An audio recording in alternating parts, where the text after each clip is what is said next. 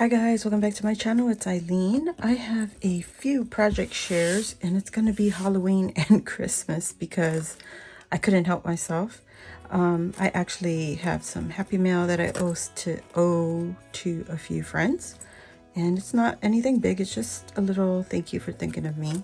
But I made a little treat box, and what I did, the paper that I'm using is Graphic 45. This is their Halloween paper pad from I think 2 years ago. Don't quote me, I really don't know. I don't remember. But I love the antique-y vibe of it. And I made this box from scratch. I just used the box to wrap the candy. So this is the candy. And I basically just put it on my scoreboard and measured all the way around. So I can show you how I did this. So actually that'll be on another video because I have other projects to share. So anyway, I did that. I made the box from scratch, just one 12 by 12 piece of paper. And I used some Dollar Tree items to decorate the front. So this is the Dollar Tree brooms that they had at the beginning of the season. And this is the new wooden, their wooden sentiments, I guess, for Halloween. I think you get 3 in a pack with the words, and it just comes with the pumpkin. I colored this with my metallic gold pen. It's the Deco Color Premium marker pen, or marker, gold leaf marker. Can't talk. So I didn't want to just leave it with the pumpkin because it doesn't come with this hat. This is another wood veneer sticker that comes from Dollar Tree, and it's already glittered. It's already done for me. I took this ribbon, it was tied on the broom. I took it off the broom and wrapped it with a jingle bell. This is their new Dollar Tree Christmas jingle bell garland. And you get 9 feet of it, and it comes like this. So I used a piece and wrapped it around the bow, and then I used the rest of the length to wrap around the back of the hat. And then I just added some hot glue there just to keep it secure. This mesh is the Dollar Tree Halloween mesh. It's just black, no glitter or anything. It's just plain black. And I wrapped it around the broom. And also this is last year's garland, but I think it's still available from Dollar Tree. You could find it there. It's also like the jingle bells. You get 9 feet of it. And I just cut a piece off, a length of it, and wrapped it around my mesh that I used in the background to act like a bow. And I wrapped the wire around my finger to make it like a curly Q. And, you know, just like that. And then I just glued it directly. I could have wrapped it also around the broom, but it would add bulk in the back of the broom and it wouldn't be so flat. So I just glued it directly to the top of the broom, and then I placed it where I wanted to see how long I needed to trim this, because this broom is a lot longer. And I just trimmed it down so that it could fit on my box. I even trimmed the handle down here. And then after I laid it on the box where I wanted it, I took my wood veneer, the Happy Halloween, and glued it on top of the bow and the broom and the box. So it's attached in 4 places. 1, 2, 3, 4. So just a little bit, and it's gonna stay on there. What I'm gonna do is wrap it in some tissue paper. Hopefully that will save it when it goes in the mail. I hope so. And to keep the box closed, I just have this little flap here, and I have the Dollar Tree circle dots, you know, the foam tape. And it's super tiny, guys, and it keeps that box just closed, just like that. And then that's it. So I'm going to send this one out for a friend, And then that's gonna go. I can make several, you know, those Pocky Sticks that they sell at the groceries. You just get the box, lay it on top of the 12 by 12 piece of paper, and you score and roll the box over, score, roll it on its side, score, and roll it down, score, until it completely wraps it. And then you're gonna score on the bottom and on the top just to complete the flaps. And then give yourself an extra length to fold over. I will try and do a tutorial, but it's super easy, guys. So I shared this last night on Instagram, and the audio, I don't know, for some reason, the audio didn't, it wasn't, you couldn't hear it. It was terrible. So it was no sound on my video after my live. I loaded the video and there was no sound. So I'm going to share it here. I made this Traveler's Notebook insert for a December daily swap that I'm participating in for Mommy and Me Crafts, who is Patty here on YouTube and Instagram. If you're interested, well, I don't want to say if you're interested. I want to say if you're interested in following this swap, go to Patty's page and follow, you know, her YouTube channel and her Instagram, so that you can see all the videos when the swappers start sending in to her what everyone is creating. So this is what I did. This is a practice, and the requirement for this swap is you're using a new Simple Stories Christmas line, which is Holidays. And I was like, I want to practice because it's very limited papers when you buy these kits, right? So I don't want to mess up on the good stuff. So this is an old collection. This is a Michaels paper pad, and it's Safe Freeze. It's a hot buy paper pad. And I got this off a D-Stash. And you could just guess who's D-Stash.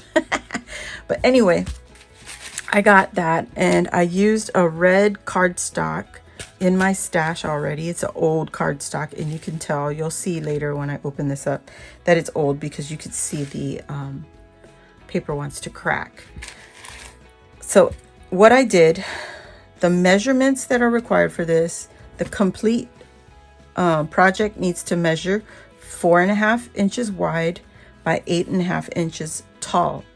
And how I did this, I used a 12 by 12 piece of cardstock, the red cardstock, and I kept it 12 by 12. I did not cut it down to the 9 inch by 8.5 inches. What I did, I measured 4.5 inches from the left side in, and then I scored it down all the way, the complete 12 inches, scored it down. Then I measured from there to another 4.5, and I scored it down here.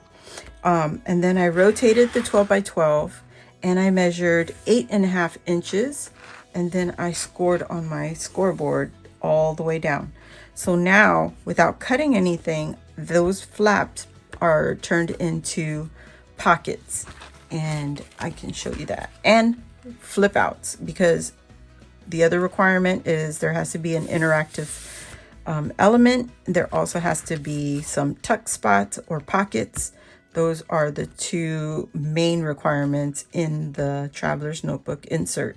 So this first panel, I covered this with the cardstock with the designer paper, and the measurement I used was 4 1/4. 4 1/4 inches wide by 8 1/4 inches tall. And that gives me a little border around my page. So I took the page, and I had to think before I started gluing stuff down, because that's usually what I do. I'll cut the paper and I'll glue it down immediately. I had to stop because I wanted to start learning how to create different things. You take your panel and you think it through what you want to do to the page.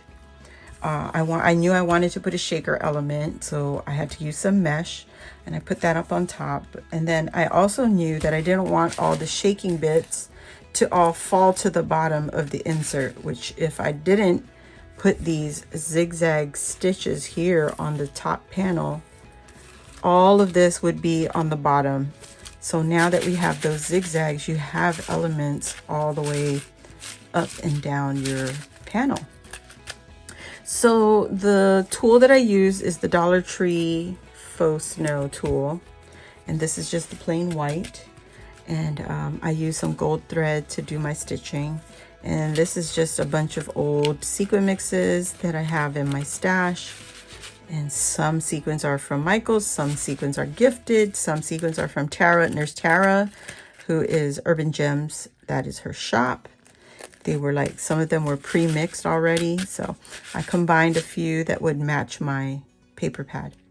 Okay, enough talking. When you open this up, so same measurements here, 4 1/4 by 8 1/4, giving me my border again.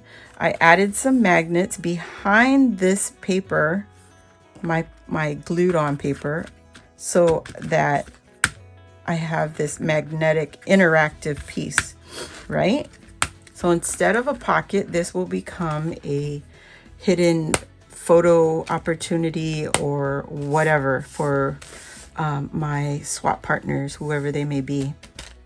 And so the same thing with the pocket, because this pocket measured, what did I say? This was 8 1/2. So 3 1/2.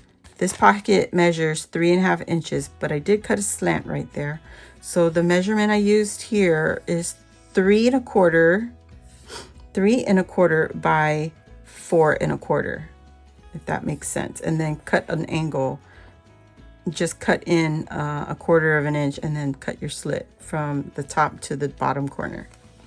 Okay, so that's how I layered that. This second panel, this normally I would automatically go and cut this off when I'm making my traveler's notebooks, but because I wanted the flap part to remain there, this now becomes the 3 1/2 inches, or no, not 3 1/2, 3 inches, right? 3 inches to play with. And then this measurement now becomes 2 3/4 inches wide by 8 1/4 inches long. And this pocket is a pocket. It's just an ordinary pocket. So I'm going to show you. This becomes a pocket. And I stitched, like I said, I stitched this top piece of paper before I glued it to my red cardstock base. Okay, so the same with this center piece. This is the same measurement as the first panel and the same length, because that's the length of the traveler's notebook. And I took this piece of cardstock from the same collection and I gave it that ripped effect, but I didn't want to glue it down completely, so it became a tuck spot from the top all the way down. Okay, before attaching it to the panel, as usual, I stitched all the way through the rip spot here and then across, up and across again. So this becomes a nice opportunity to stick in photos or tags or whatever the recipient chooses. And then when I went to attach this whole panel, I left the top open, and this becomes a hidden pocket. So this, I just created this tag, and this one measures 2 3/4 by, you know, a little less than 8 1/2, 8 1/4. So there you go. And then I punched a hole at the top right there, and I'll add some ribbon to that tag. So that gives them more opportunity to add photos and to journal.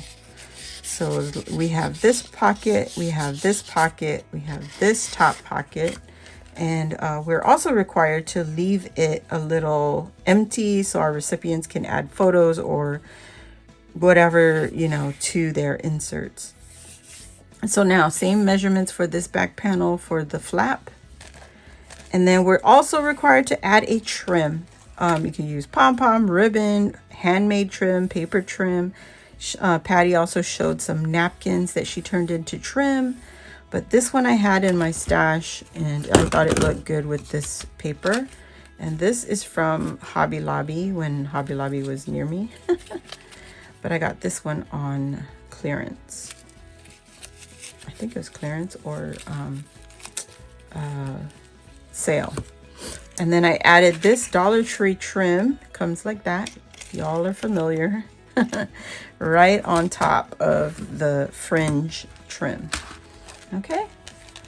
So now the back panel is just an ordinary pocket. And this will give my recipient another opportunity to create maybe something like another tag or something. And they can add more photos to this insert. So yeah, and so the reason we're using one collection is because you're swapping with 3 other people and they are going to use the same collection, and they're going to put all of the swaps together into their own traveler's notebook. December daily is what Patty is calling it.